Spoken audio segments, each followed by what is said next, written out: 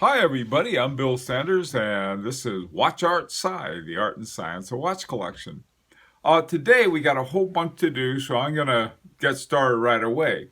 At the end of today's presentation, our winner is going to be announced, and he, in this case, will be able to choose from one of three watches. And let me tell you what they are real quick. So if you think you're a winner, you can take a look.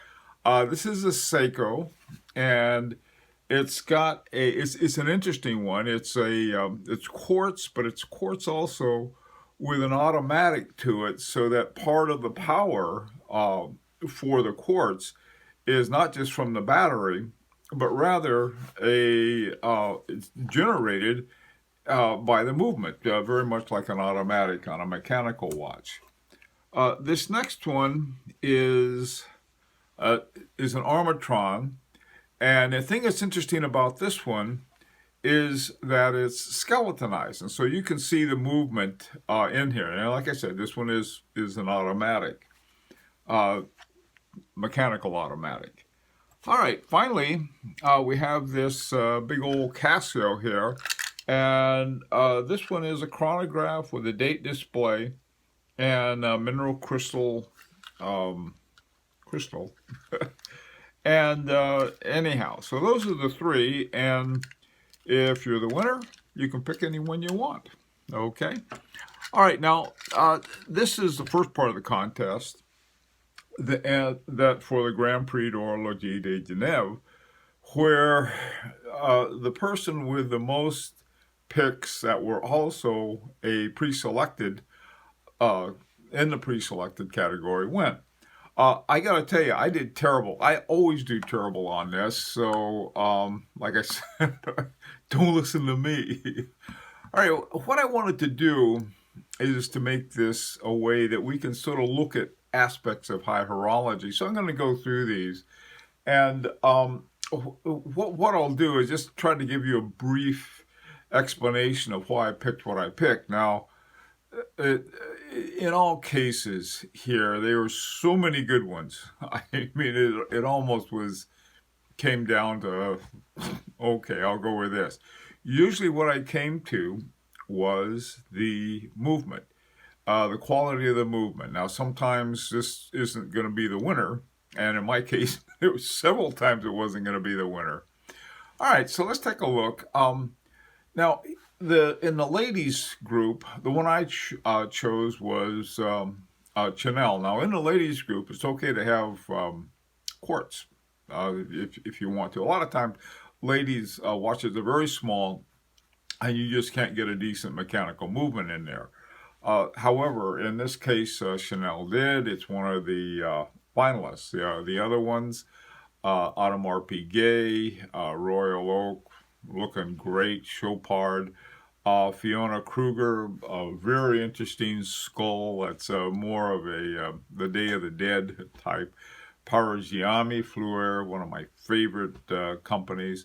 And UREC is got a really interesting one. It looks like a buckle. So it was anyway. So all of these were in the they become the finalists, so the pre-selected.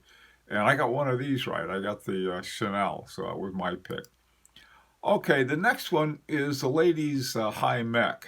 This one was pretty hard for me because I'm pretty sure you can't use batteries in a Corsair. So he has a lot of really interesting mechanical things.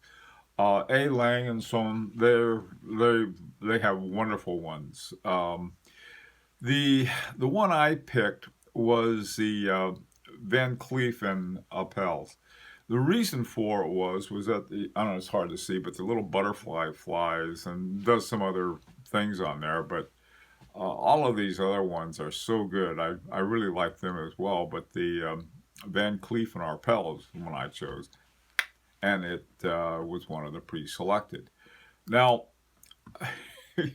yeah, the men's choice had so many good ones. I know this must have been rough, and I blew it. But if I had to choose from the original group of which one I would like, I would have chosen the one that I chose to win it. and that was the Lang and Haney. I think it's called a G-off that they had. This is this beautiful, simple watch. It's time only.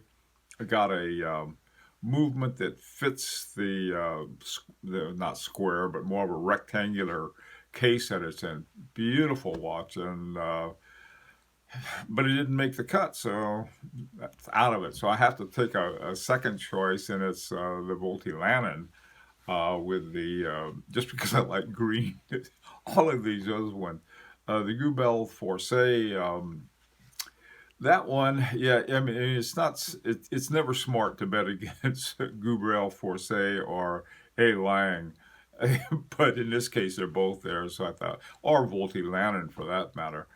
All of the other ones are quite good. There's something about Hermes that I like so much. Now, it's mainly in the looks, but they've done some great things with the Varseur movement, so that's also an interesting one. But okay, my new pick is going to have to be the Volti-Lannon for the for when it really counts, when the big winner has. Okay, this next category is the chronograph, and my pick here was the Parmigiani Fleurier.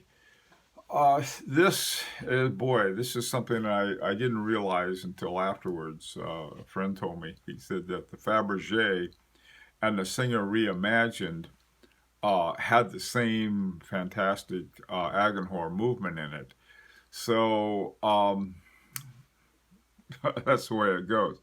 Why didn't I pick either the Fabergé or the Singer Reimagined, since they have the new Agenhor movement in it? Simply because I picked the Singer Reimagined to be the Grand Prix winner. I mean, the whole thing, what's called the Aiguille d'Or. And so that if you pick that one for the chronograph, and it wins the Aiguille d'Or, then it's not considered the winner of the chronograph. So I picked the Parmigiani Fleurier, which I like, and it has a Radaponte in it, so I like that too. But knowing what I know now, I don't know. It's a toss-up between the Fabergé and the Singer Reimagined. Okay, let's go on. The next group is the Tourbillon and the Escapement. Don't ask me why, because I'm not even sure why. I'm not a big fan of tourbillons, okay? For two reasons. One, they don't really turn out to do anything in terms of the accuracy of the watch. And second of all, they add a huge expense to the watch. I can't afford one.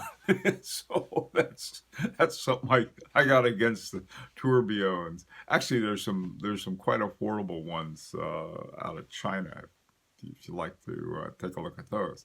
Okay, so the one I liked was the Beat Haldeman, the Central Balance, and that's the only one, I think, in this entire group that's not a tourbillon, but it has something in the escapement to give it the constant force, we'll say, so that the time is steady throughout the whole watch. So that's my pick for the tourbillon and escapement. Doesn't have a tourbillon, but it's got a neat escapement in it. We'll see if I'm right. All right. Okay. And obviously you saw it made the cut.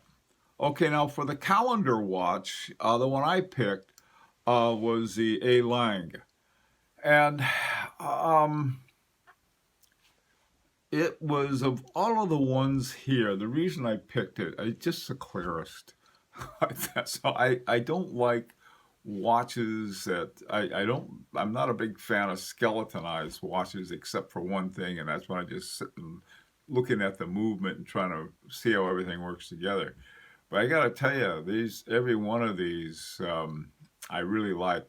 The one I do like a lot is the Delma. I think the reason I like the Delma, other than the fact that it's fairly easy to read, I think it's a fairly good price. A lot of these things, these entries, they get very expensive. The Goubel Forcé, it's like I said, betting against that is never a good idea.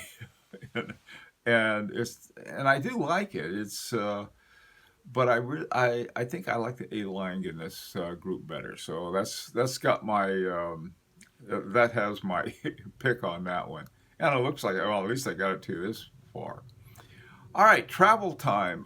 For travel time, I picked the Paramaggiani Fleurier. And here again, this had to do with clarity. The Louis Vuitton is one that if you travel all the time and a whole lot, it's probably the best one. But you got to get used to it. I travel, and I travel through time zones, but once or twice a year, and so it's not something, I'm not a constant traveler, and so I like a nice clear watch for when I travel, and that Paragiami does the trick for me, and plus I like the brand. Okay, now this next one, the mechanical exception. Here I picked Arm & Strom, and this is because it's a resonance watch. It's the two on the far left. I don't know if you can see it or not. You have these two coordinated clocks. Really, they're balance. I think they're balance wheels that are going back and forth. Anyway, they create the resonance in here. And other than F.P. Journe, there are not a lot of people who do a resonance. I thought, boy, now this is a mechanical exception. By the way, I got on my still my Beauvais. I got a new watch I wear, and then I use it also for a tabletop. The other watches in the competition, I like them all. I really do. Audemars Piguet, I'm overwhelmed by the Royal Oak, and so I like this one a lot. It's just a nice clean shape to it, but and I love Vacheron Constantin, so this is another one. And Gerard Perregaux is another one I like. Sherpar, I like all of these watches. So anyhow, and I can't afford any of them. They're really nice watches. Okay, so let's go on. Now here is a category that is a lot of collectors' favorites, and certainly mine. And this is the petite aiguille, which means a little hand. And these are for watches that sell for under 8,000 euro. Not euro, but Swiss francs. Okay, now the one that I picked here was called the Carl Susienson. It didn't even make the cut, and it was an interesting one, but didn't make it, so there's not a lot I can say about that. The Harbring 2, I have the Harbring 2 Felix that did win in 2015, and they have a new one called the Harbring 2 Irwin, and I like that watch a lot. The Harbring 2s are so good, they're really incredible. I like the Hermes a lot too in this particular group. The other one I like is Louis Vuitton. Of all of them, those three I like the most. And I think probably, since I really don't have a proper sport watch, I'd probably go with a Louis Vuitton. I know it sounds weird. A Louis Vuitton and sports watch don't seem to go together, but in this case, I think they do. And this is not the sports category. Okay, now for the sports category, the one that I picked was a Chopard, and I did it because it had a high speed movement in there, and none of the others did, and so I thought that'll be great. The my second choice, and it was a very close second choice, was the Ulysse Nardin Regatta, Marine Regatta, and I love that watch. So that's going to be my new pick. The MB&F those are incredible watches, but I don't know for the sports category. I think the Moser was also lost out on this category just because it's like way up there. I'm not sure why MB&F did, other than every watch they make is incredible. So, but they're also so are the prices. I think the Ulysse Nardin is would be the one I'll pick. Okay,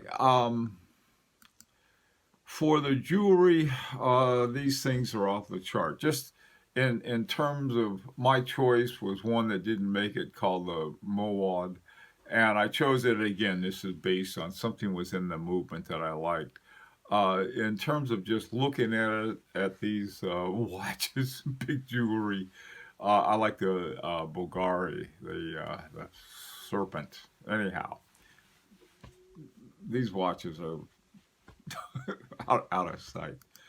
Okay, finally you have artistic crafts.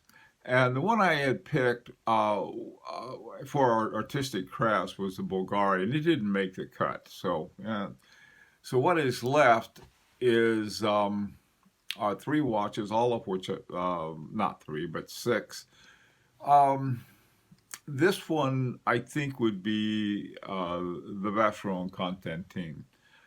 They're all beautiful. The other one I like with it's called the Constantin Chaikin, the goofy one. It's got a great movement in it. It's very creative. The moon phase, that little moon is the tongue, and sort of crazy. The Volti-Lanin, I love it. I mean, who could not like a Volti-Lanin? But I think this time it's going to be the Vacheron Constantin. It's got a very, very interesting stuff in it, and I'm not even sure why I didn't choose it the first time around, but I really like that one a lot. Okay, well, so those are the well, not exactly the winners, but the pre-selected, and there were 12 pre-selected to choose from.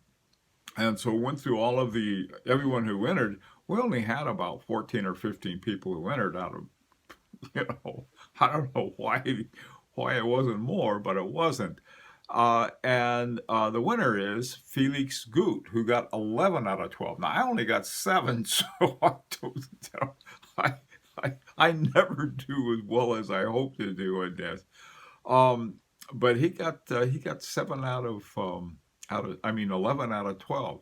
The only one he picked the Moser for, I believe, for the sports watch, and a lot of people did. And why didn't that one win? Probably because Moser is seen as a really elegant company. I don't know, to tell you the truth. Last year, an Eberhardt won. It was like a $2,500 watch with an ETA in it. But some of these things are hard to figure out. Okay, Felix, well, you can pick one of these 3 watches, the Seiko, the Armatron, or the Casio, and I'll shoot you an email, and just email me and tell me where you want it sent, and I'll be sending it along. Okay, now this is our normal day. On Sunday we usually have our collection review, but I ran out of collections to review, so until I get more collections, we'll just have some fun on Sunday. All right, this is Bill Sanders for WatchArtSci, the art and science of watch collection. Leave your comments. I'd love to hear your comments, and please, if you want, you can subscribe. See you next Friday.